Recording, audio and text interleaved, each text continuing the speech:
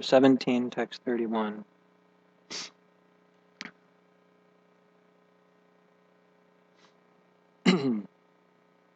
Om Namo Bhagavate Vasudevaya. Om Namo Bhagavate Vasudevaya. Om Namo Bhagavate Vasudevaya. Namagana Timrandasya Gyananjana Shalakaya Chakshurun Vishtam Stapitam Yena Bhutale Swayam Rupa Kadhamayam Tadati Swapadantikam Panchakalpatarubhyascha Kripa Sindhubhya Evacha Patitanam Pavanebhyo Vaishnavebhyo Namo Namaha Jai Sri Krishna Chaitanya Prabhu Nityananda Shri Advaita Gadadhara Shivasari Gaura Bhaktavinda Hare Krishna, Krishna Krishna, Hare Hare, Hare Rama, Rama Rama, Hare Hare. Okay, text 31. Vasudeve Bhagavati Bhaktim Udvahatam Nrinam Jnana Vairagya Viryanam Nahi Kaschit Vyapashraya.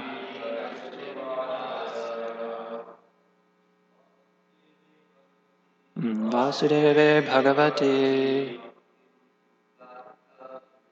Bhaktim Udvahatam Nrinam Jnana Vairagya Viryanam Nahi Kaschit Vyapashraya. Vasudeve Bhagavati Bhaktim Udvahatam Nrinam Jnana Vairagya Viryanam Jnana Vairagya. Vasudeve Bhagavati Bhaktim Udvahatam Nrinam Jnana Vairagya Viryanam Nahi Kaschit Vyapashraya. Vasudeve Bhagavati Bhaktim Udvahatam Nrinam Jnana Vairagya Viryanam Nahi Kaschit Vyapashraya. Vasudeve. To Lord Vasudeva, Krishna, Bhagavati, the Supreme Personality of Godhead, Bhaktim, love and faith in devotional service, Udvatam, for those who are carrying, Nrinam, men, Jnana Vairagya, of real knowledge and detachment, Viryanam, possessing the powerful strength, Na, not, He, indeed, Kaschit, anything, Vyapashraya, as interest or shelter. Translation: persons engaged in devotional service to Lord Vasudeva, Krishna, have naturally perfect knowledge and detachment from this material world. Therefore, such devotees are not interested in the so-called happiness or distress of this world. Purport: here is the distinction between a devotee and a philosopher who speculates on the subject matter of transcendence. A devotee does not need to cultivate knowledge to understand the falsity or temporary existence of this material world. Because of his unalloyed devotion to Vasudeva, this knowledge and detachment are automatically manifested in his person. As confirmed elsewhere in Srimad Bhagavatam 127, Vasudeve Bhagavati Bhaktim Yoga Prayojitaha Janayatyashu Vairagyam Jnanam Charyada Haitukam. One who engages in unalloyed devotional service to Vasudeva Krishna automatically becomes aware of this material world, and therefore he is naturally detached. This detachment is possible because of his high standard of knowledge. The speculative philosopher tries to understand that this material world is false by cultivating knowledge, but his understanding is automatically manifested. But this understanding is automatically manifested in the person of a devotee without separate endeavor. The Mayavadi philosophers may be very proud of their so-called knowledge, but because they do not understand Vasudeva Sarvamiti, they do not understand the world of duality, which is a manifestation of Vasudeva's external energy. Therefore, unless the so-called Gyanis take shelter of Vasudeva, their speculative knowledge is imperfect. Ye nye ravindaksha vimukta maninaha. They simply think of becoming free from the contamination of the material world, but because they do not take shelter at the lotus feet of Vasudeva, their knowledge is impure. When they actually become pure, they surrender to the lotus feet of Vasudeva. Therefore, the absolute truth is easier to understand for a devotee than for Gyanis, who simply speculate to understand Vasudeva. Lord Shiva confirms this statement in the following verse. So some of you might be wondering why I have this presentation about how Radha is revealed in the Vedic literature when I don't even think Radha even came up in this verse and purport directly. So we'll get there. This is going to be an example of one of the points made in the purport. So this is a pretty famous verse. Well, this verse, along with at least two other verses in the Bhagavatam, or this verse is pretty much the same idea as two other verses in the Bhagavatam. So this idea is really important because it's repeated multiple times. So here, Lord Shiva is continuing to glorify Chitraketu for being a very nice devotee, and particularly glorifying his ability or his lack of interest in material happiness and material distress, how he's kind of detached from the whole thing. And Lord Shiva was commenting that, for devotees, this knowledge and detachment that you're exhibiting, Chitraketu, it just comes naturally by one who performs bhakti. This is the idea mentioned in this verse. The idea you don't have to independently try to cultivate knowledge and detachment by themselves. These kind of come as side products, or just it comes automatically if you just perform devotional service unto Krishna. Kind of like the example Vishwanath Chakravarti Thakur gives is like if you eating something. By eating, along with eating, you get pleasure, nourishment, and you also get detachment, or at least relief from hunger. So similarly, if you perform bhakti, then automatically these other things come, like knowledge and detachment. It's just kind of like concomitant factors. So in the purport, Prabhupada describes that here is the distinction between a devotee and a philosopher who speculates on the subject matter of transcendence. So devotees, they try to understand transcendence or absolute truth by performing bhakti. That's their method by which they go about trying to understand transcendence. Philosophers, on the other hand, they take a different approach. They try to cultivate knowledge to do this, to understand the absolute truth. So Prabhupada kind of points out later in the purport that one of the defects of trying to cultivate knowledge to understand the absolute truth, or using that methodology of only cultivating knowledge to understand the absolute truth, it's ultimately going to be imperfect, because you're not going to be able to understand that Vasudeva is actually the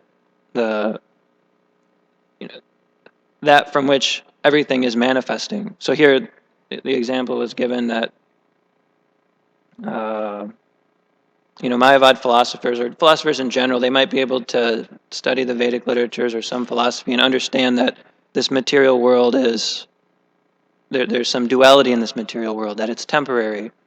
And, maybe they'll come to the conclusion that it's false or something, but they won't necessarily come to the conclusion that this material world is just manifestation of Vasudeva's external energy.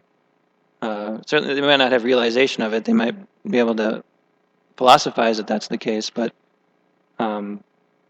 oftentimes when philosophers, they try to understand transcendental literature, they oftentimes, they don't come to the proper conclusions.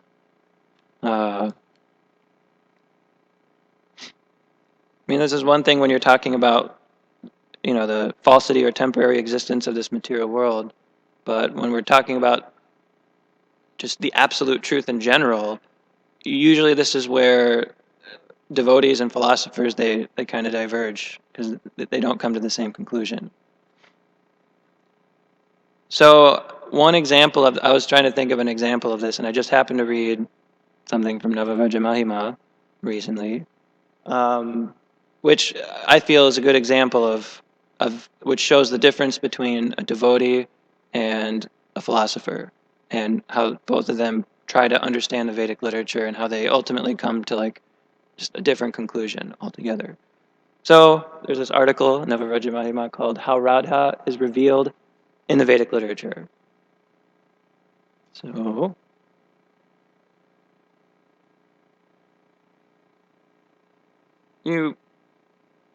one of the things that, at least in the academic world, and philosophers in general, a lot of them, they don't accept Radha is the personal feminine aspect of the absolute truth. Even if they've studied the Vedas, they've pretty, I guess, in depth, but they don't accept Radha as being a component of the absolute truth, or being that important, really, when it comes to what the Vedas are all about. And to give two specific examples of how the philosopher, how academics, they come to this conclusion. There's two authors that kind of highlight what the view of most academics think of what they think about Srimati Radharani. So Barbara Stoller Miller, she wrote this book, Love Song of the Dark Lord. It's Gita Govinda, translated by Jayadev Goswami. She translated it into English. And if you go on Amazon and you type in Gita Govinda, like the book, this is the one that comes up. It's like the most popular Gita Govinda out. So if you want to read it, this is what you're going to read. And we're going to hear what she says about Radharani and about everything. So this is what we're dealing with out there in the academic world. And then she also wrote another book called Radha, Consort of Krishna's Vernal Passion. And so she's like kind of attributed for popularizing Indian classical literature in the United States. And then there's this other author, A.W. Entwistle. Apparently this author wrote the book Braj, Center of Krishna Pilgrimage. So they both have a similar view about Radharani's position as being a component of the absolute truth. And they're reminiscent of so many other academics and scholars out there, but these two are highlighted. Okay, so here's a kind of like a summary of what their arguments are. You can go in depth if you read these, but I didn't read the books, but these are some of the points that they made. One point is that if Radha's position in the Vedic pantheon is so philosophically significant, why is she not mentioned more prominently in the Vedas? So they claim that Radharani's name, much less her glories and pastimes are rarely, if ever, mentioned in the Shrutis. So the Shrutis, they're like the kind of like considered to be the most authentic portion of the Vedic literatures. They include the Rig, Yajur, Sama, and Atharva Vedas, along with their commentaries, the Brahmanas, the Aranyakas, and the Upanishads.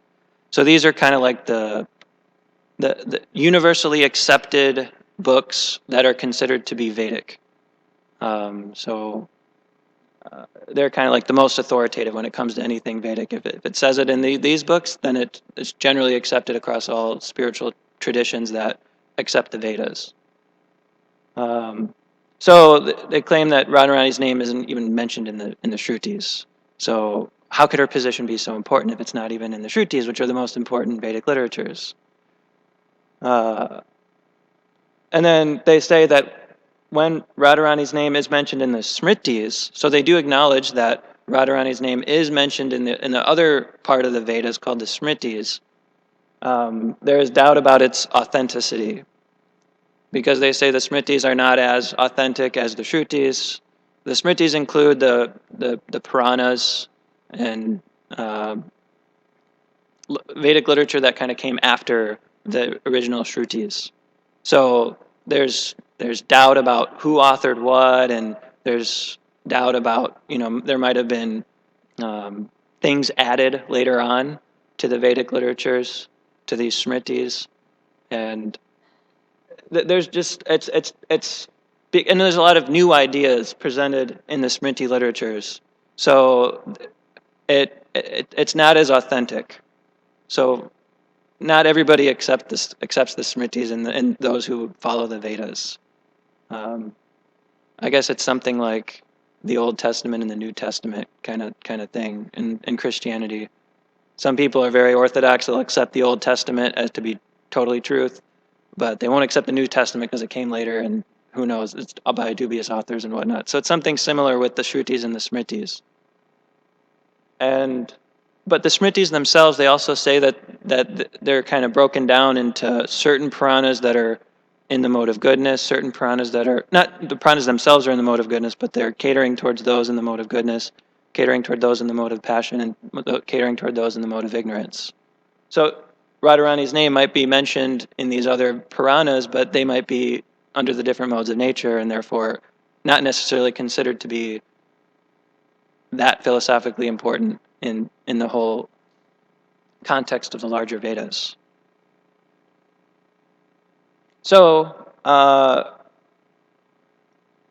then another point they point out is that when Radharani's name appears in the Smriti, there is an inconsistent image of Radha. So, like, there's a description of Radha being the wife of Krishna, and then that's in the Puranas. And then there's another description of Radha being one who cursed her brother over some disagreement. She cursed her brother. And then there's another image that we get from the Puranas of Radha living in Vaikuntha-like opulence.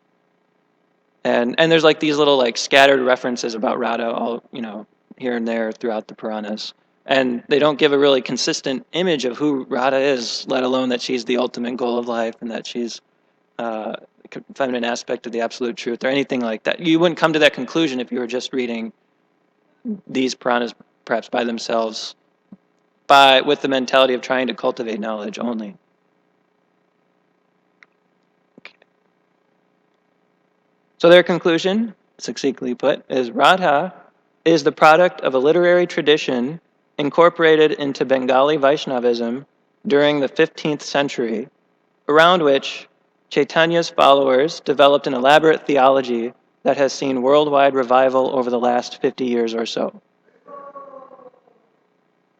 Is that how everybody feels when they read this?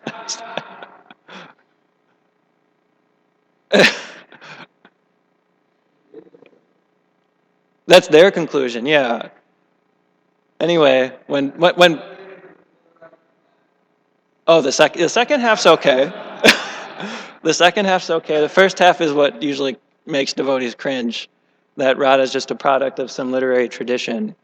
We don't like to hear that. But this is their conclusion. This is what you get when you try to speculate about subject matter of transcendence. Okay, so that's their argument succinctly put. So now we're going to go over kind of like the Gaudiya Vaishnava response to this, these claims. First, we kind of have a different idea of what the difference is between Shruti and Smriti Shastras.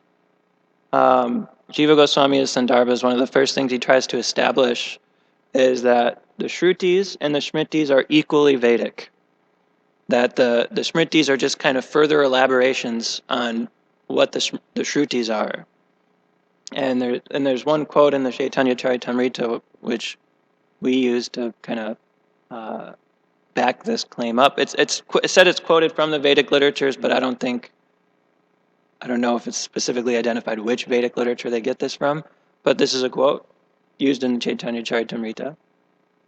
When the mother Vedas, Shruti, is questioned as to whom to worship, she says that you are the only Lord and worshipable object. Similarly, the corollaries of the Shruti Shastras, the Smriti Shastras, give the same instructions, just like sisters. The Puranas, which are like brothers, follow in the footsteps of their mother. O enemy of the demon Mura, the conclusion is that you are the only shelter. Now I have understood this in truth. So here saying that they're equally Vedic, they're like sisters, they give the same instructions, like that. But another thing about the Shrutis is that it's generally accepted that there's really only 6% of all of the non-Puranic literatures in existence on the planet today. Only 6%. That's a pretty small portion, and that small portion is a lot. So even if Radha's name isn't mentioned so much in the Shruti Shastras, we really only have 6% of them still in existence today. So we don't really know how many times that Radha appears in the Shruti Shastras because we don't have them anymore. The only thing that we have access to now is how we have access to some of the Shruti literatures now is through our previous acharyas or great saints in the past quoting from the Shrutis. So that's the Shrutis themselves are not in existence anymore, but we have the acharyas who quote from them, and we have their writings which are still in existence. So that's so it's always a little difficult to really kind of to say, because they'll be quoting from some Upanishad that nobody's ever heard of that's not in existence, but apparently was in existence 500 years ago, and they were studying it. Okay. But Gaudiya Vaishnavas, they do say that the Radha does appear in the Shruti literatures. So here's at least 3 examples of Radha appearing in the Shruti literatures, Shastras. So here's an example. This was the scene for this quote came when, I guess, Krishna, who's named as Gopal, this appears in the Atharva Veda, in Gopal Tapani Upanishad, which is considered authentic. So Gopal was hanging out with the gopis in Vrindavan, and at one point, Gopal sent the gopis to go see Durvasa Muni for some reason or another. This is like the background to this quote. So then there's a quote that says, the leader of the gopis, named Gandharvi, had a quick discussion with her friends and then questioned the sage Durvasa Muni. So here Radharani, we say that Gandharvi is Radharani, although her name's not mentioned there, but we just say Gandharvi is another name for Radharani. And we take this to mean that Gopal is the absolute truth and his eternal consort is Gandharvi or Radharani. So that's how Gaudiya Vaishnavas, they use this to perhaps justify that Radharani is indeed mentioned in the Shrutis. This is one example. Another example comes from the Rig Veda Parishishta. The Sanskrit there, Radhaya Madhavo Devo Madhavena cha Radhika vibrajante janeshva. Madhava becomes especially beautiful by Radha's side, in the same way that she is especially beautiful beside him. Together they outshine all others. So this, you could actually see, the name Radha is mentioned twice, and this is in the Rig Veda Parishishta. So what the, I guess, academics, how they comment on this verse too, but they say that Madhava in this verse, Madhava means the springtime in which the Radha star shines brightly. So this is how they kind of translate this verse. So they say that Radha in this particular case, although it's there, it doesn't refer to Srimati Radharani, Krishna's consort. They say it refers to a star. Of course, we don't think so. I mean, our acharyas, they say, no, this is Radha and Madhava. This is Krishna and Radha, Srimati Radharani. Okay, so that's another one. Then there's one more. This is from the Purusha Bodhini Upanishad. And apparently this Upanishad, it mentions Radha's name 4 times. It mentions Radhika's names 3 times. The name Radhika 3 times. And it mentions Krishna 12 times. So here's one of the times that she's mentioned. In the supreme abode of Gokula in the district of Mathura, Srimati Radharani and Srimati Chandravali Devi stand at the left and right side of Lord Krishna. That Srimati Radharani expands herself as Lakshmi, Durga, and many other potencies of the Lord, which are all her incarnations. And it goes on to say that those other potencies, some of those other potencies are Chandravali, Lalita, Shamala, Bhadra, different gopis that are expansions of Srimati Radharani. So this is just like something that I don't even know if the academics quote, or at least as far as I'm aware of, I don't know if they comment necessarily on this particular verse. So we disagree. We say she is mentioned in the Shrutis.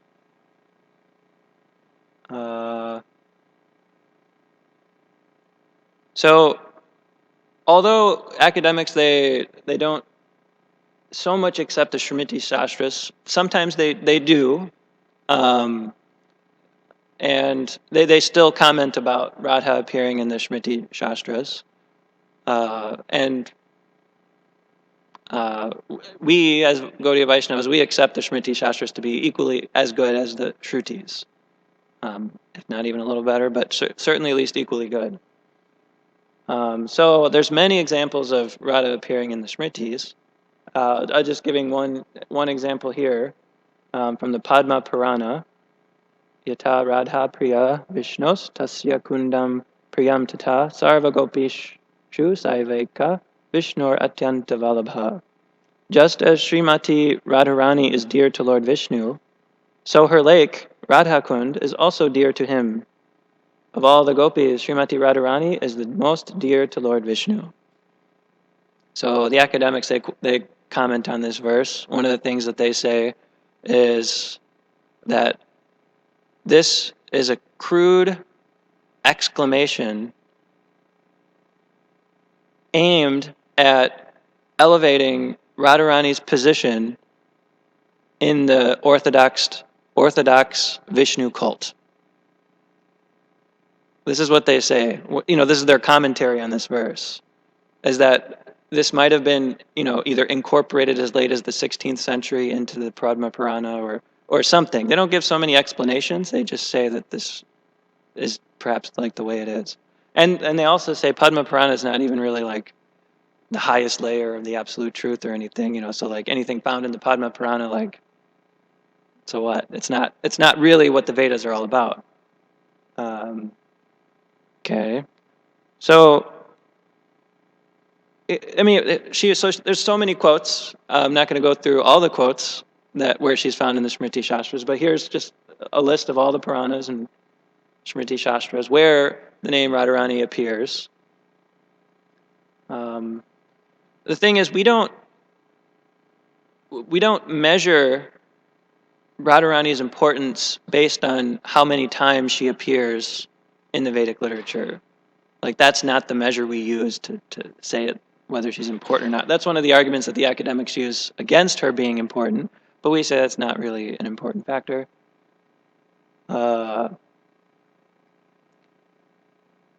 But still, the academics, they have this argument that, well, we see an inconsistent picture of who Radharani is given in the Smriti literatures, so how can you really, harmonize all of these different images and say that she's so important, that she's whatever? So the way we as Gaudiya Vaishnavas kind of harmonize this challenge is that we look to the Bhagavatam. So this is the second thing that that Jiva Goswami tries to establish in his Sandarbhas, is that one, that the Shrutis and the Smritis are equally Vedic, and two, that the Bhagavatam is the spotless Purana. It's spotless, meaning it's pure, it's totally perfect. It was written in Vyasadev's maturity, like these things. These are all. So if you can, everything that, if you can establish something based on the Bhagavatam, that's the most Vedic. That's like the conclusions of the Vedas. So the idea is that, so we can, but still, how are we going to harmonize what the Shrimatis say and what the Srimad Bhagavatam says? So one way we can do it is we can say that whatever the Smritis say about Srimati Radharani,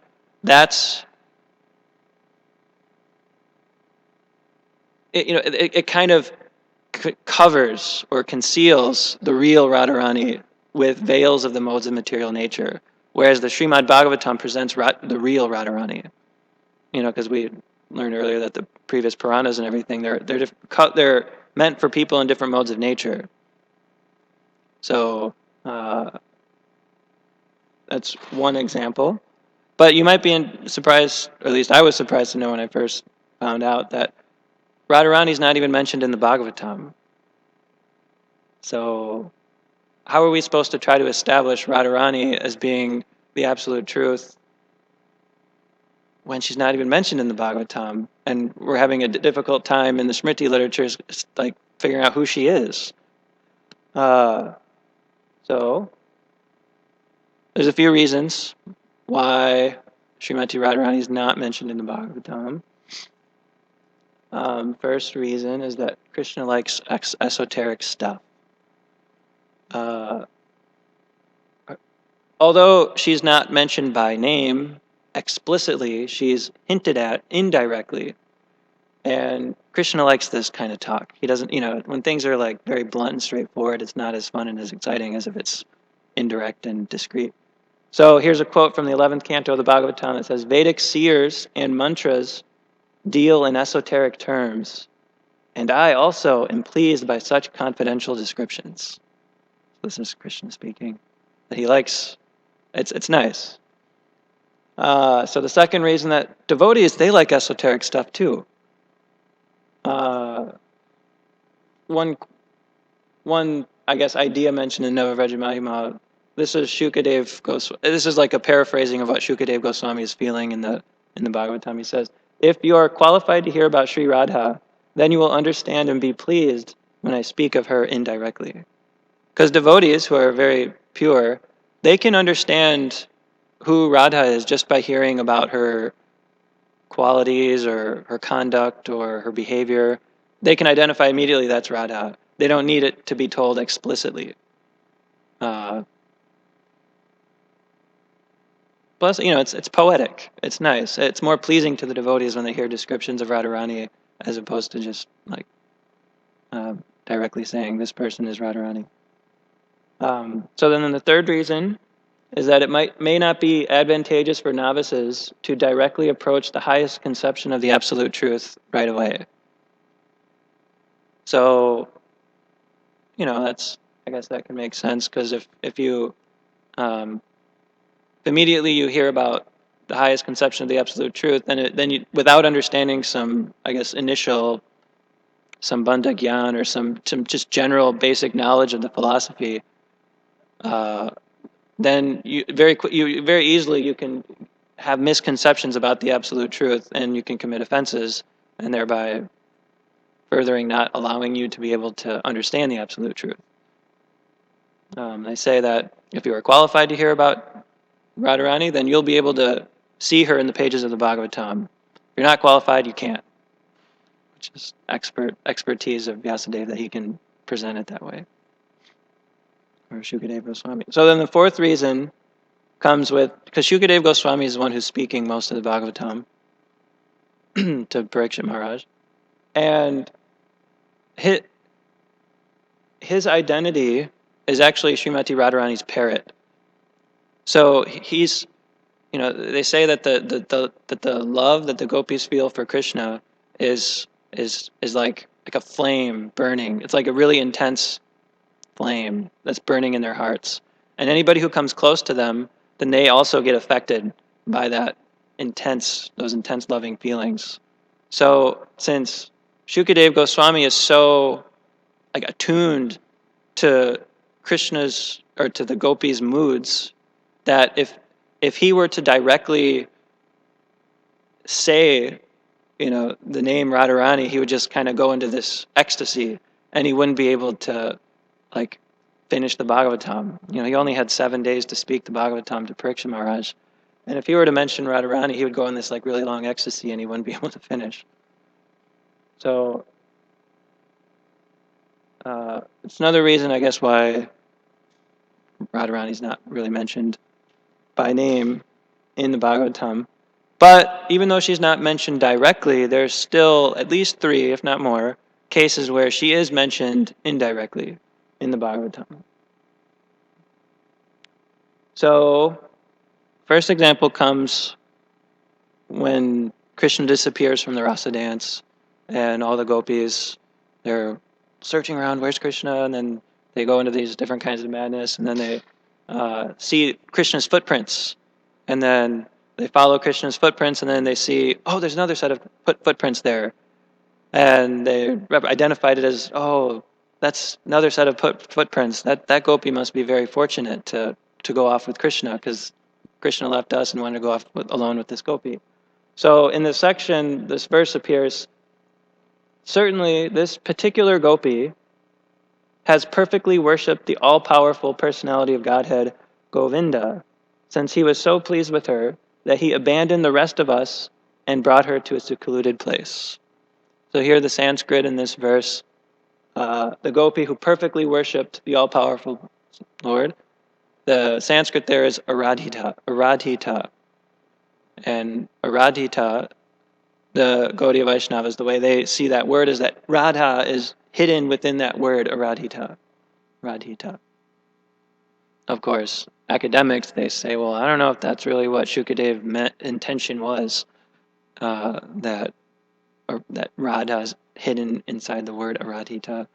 Anyway, so that's one example.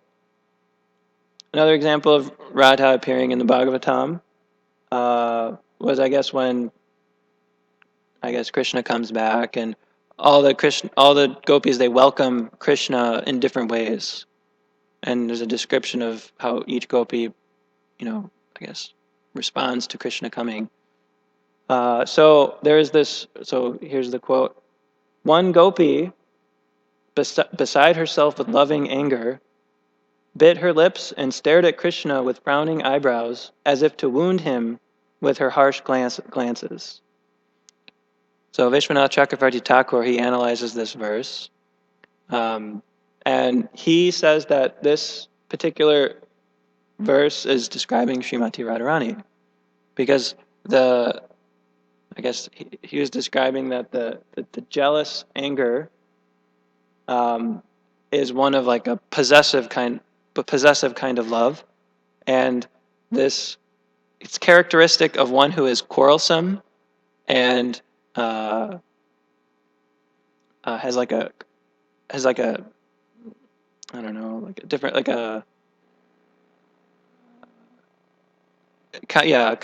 contrariness, I guess, as was also described in the Bhagavatam, quarrelsome and contrariness. And they say this is really only exhibited in the personality of Srimati Radharani. So elevated devotees, they can be able to understand who somebody is just by hearing descriptions about their conduct and how they respond to different circumstances. So this is an example of that. Oops. This doesn't work. Yeah, can you... There's only one more example. There's a little full screen button there next to the 74% on the bottom, near that little scroll bar, plus and minus. Yeah, so, yep. The one right next, right? Yep, that one. Yeah, I can hit that.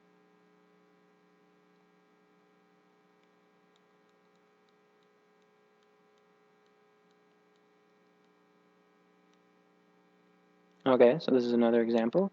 And then the final example, Radha appearing in the Bhagavatam, comes when, Uddhava comes and sends message to all the gopis that, and then the Uddhava tells the gopis all what Krishna is up to and how Krishna is doing. And this sent all the gopis into like these ecstatic thoughts of Krishna. And then there's a description here that says, one gopi was so much absorbed in thoughts of Krishna by dint of her personal touch with him that she actually began to talk with the bumblebee who was flying there. So the Sanskrit here, which describes that one gopi, is kachit. So, and then this gopi goes on for 10 verses talking to a bumblebee in this divine madness. And Vishwanath Chakravarti Thakur describes that each of these verses are characteristic of, each verse of the 10 verses is characteristic of the 10 qualities that are exhibited in divine madness, ultimately culminating in this Mahabhav, the most exalted love for Krishna, which can only be seen in Srimati Radharani. So then our acharyas say that this one gopi is Radharani, although she's not mentioned by name. So the Gaudiya Vaishnava conclusion is that Srimati Radharani is indeed the feminine personal aspect of the Absolute Truth, and that she is the ultimate goal of the Vedas. Of course, if we're not qualified, then we won't be able to understand that by reading the Bhagavatam or other Vedic literatures. But we can become qualified by chanting Hare Krishna and hearing from those devotees who are qualified to understand these things. So I thought this was just an example of the distinction between devotees and philosophers, how they usually come to different conclusions while studying the same Vedic literature. Okay, is there anything anybody would like to add? Yeah.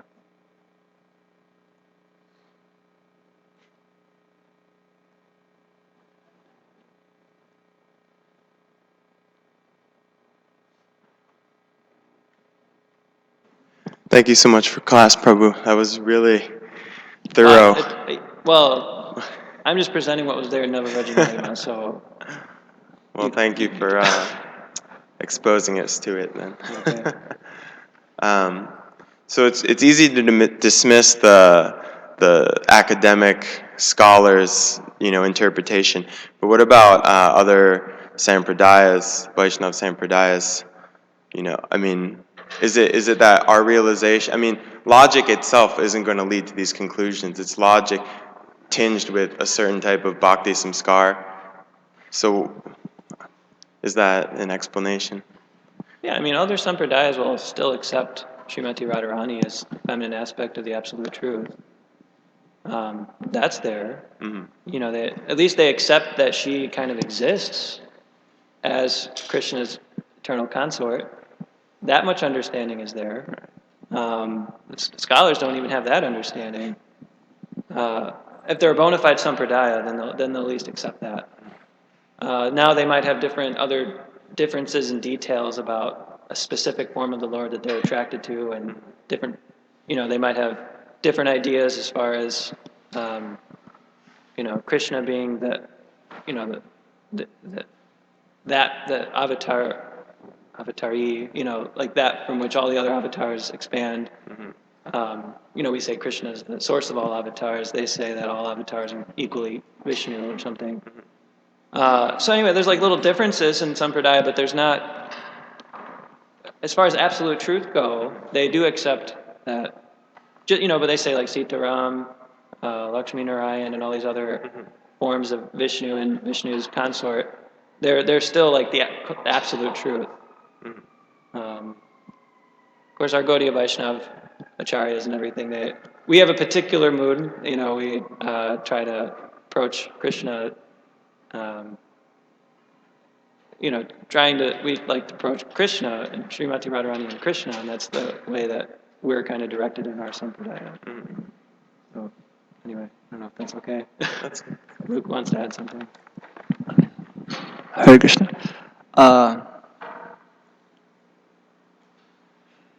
I'm grateful for the question. It's really, I think, important to be comfortable understanding the opinions, perspectives of the other sampradayas. Because ultimately, Lord Chaitanya seems to have wanted to unite all Vaishnavas throughout the world. Because he took these two principles. We hear he took two principles from each of the four sampradayas. And then Bhakti Siddhanta Saraswati Thakur, following in the same mood, at this I think it was the first temple he established for the Gaudiya Math, but it maybe wasn't the first, but one of the very initial ones. He installed deities of the four founding acharyas of each of the four sampradayas.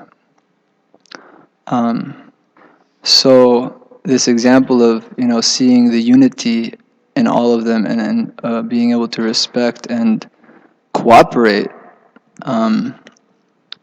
is really essential, it seems. But yeah, as you said, definitely we have our particular conception, our particular understanding, which is coming from our acharyas. And they have their understanding. Each sampradaya has certain unique differences. Prabhupada, in one instance, I don't recall the reference, but in one instance he said, so what is the difficulty? They say Vishnu is supreme. That is the nature of love. They're developing love of Vishnu, so that's the nature of love. If you love this person, you'll think they're the best. So, in addition to that perspective, our acharyas have gone to great lengths to establish sort of it is almost like a logic establishing how Krishna is the supreme. In the Nectar of Devotion, Rupa Goswami, he lists the qualities of Krishna. And he explains how there are qualities that Lord Shiva possesses beyond the ordinary living entity.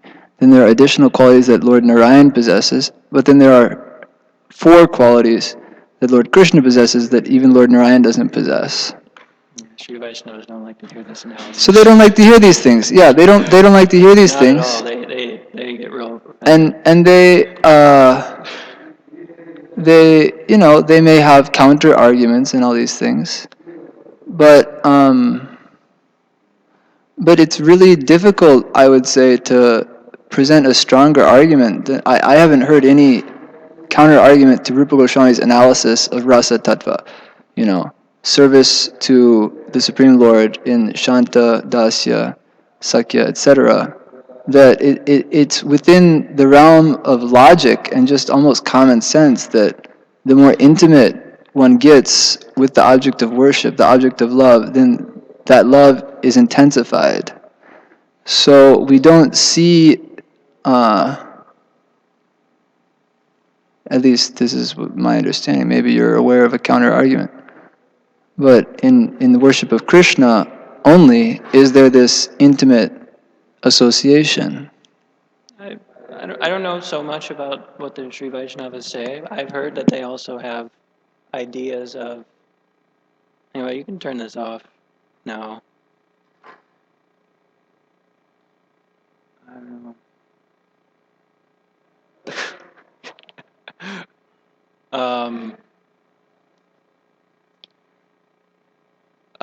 I have a friend in Urbana-Champaign who says he's from the Sri Vaishnav tradition, and he had issues every time Mother Donna Keely brought up this description that you said about the qualities of the different forms of God and everything. Like, he had a very difficult time like accepting that, and he wrote these emails to Donna Keely saying, "Well, here's the Sri Vaishnav understanding of all this."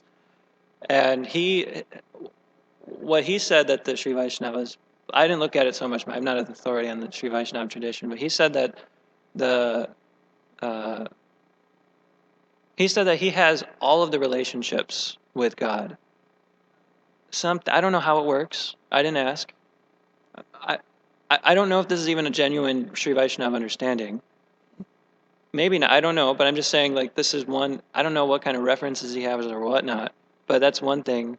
And then he's saying that, they do teach conjugal, the conjugal relationship with God in the Sri Vaishnava Now I'm tradition. recalling actually Parikshit Maharaj. No, sorry, Prithu Maharaj, I think. One of the personalities in Bhagavatam, I recall praying like that, may I have a similar type of worship as Lakshmi Devi. But still, this is in a reverential mood. So, Anyway, Lord Chaitanya jokes with, what's his name? Vallabhabhata. Bhagavatam. Yeah.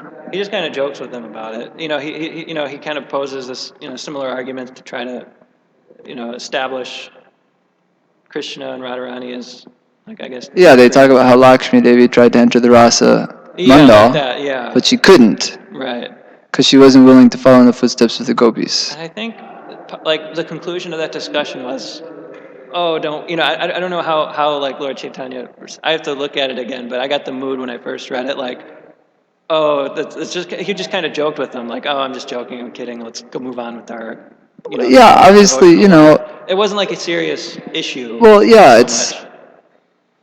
it seems appropriate to adopt a mood of mutual respect. Yeah, so that's the most. We have our acharyas, and they have their That's acharyas. what we say. We don't know what they say or anything. I haven't studied it so much, but we can just say what our acharyas say, and this is why we believe what we believe. And you might believe something different. That's okay. At least it's still the Lord. At least according to what we believe, and you're approaching, the absolute truth. So it's great. But as far as like we're the best and you're not, and like this putting people down thing, like that's not supported by any of our acharyas. Well, yeah, definitely not to their face. But we do see our acharyas, really speaking somewhat dismissively of elevation to Vaikuntha. Yeah, that's their mood, though. Yeah. But that also is. And tattva, I guess. That's right. Yeah. That's their mood, and so that's how they say things. Yeah. So we're also developing that mood. But in the association of persons who are developing a different mood, it would be disrespectful to say that. Right. There was a essay by Bhaktivinoda Thakur where he mentions in the association of persons, who only have a certain conception of God, it's inappropriate to try to speak on a higher conception. Like, for example, people are understanding like God is omnipotent, He's omniscient, and He's all-pervasive, right? The kind of stock understanding of monotheistic traditions. To try to enter into speaking about the personality of Godhead, rasa, tattva, all these things, it's not appropriate. In fact, it could constitute one of the 10 offenses to the holy name, because it's speaking to the faithless.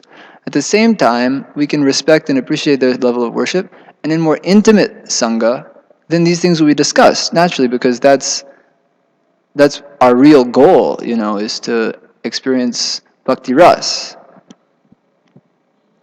Yeah, makes sense. Those are good points.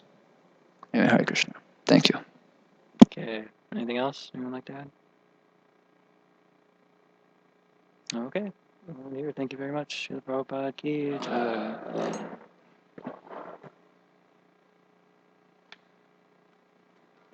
Brahmachari meeting in the meeting room.